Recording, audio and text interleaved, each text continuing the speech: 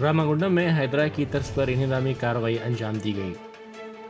बल्दिया के अहदेदारों ने जिला एडिशनल कलेक्टर अरुणा श्री की हिदायत पर रामागुंडम FCI गौतमी नगर में इजाज़त के बगैर तामीर करदा इमारत को मुनहदम कर दिया।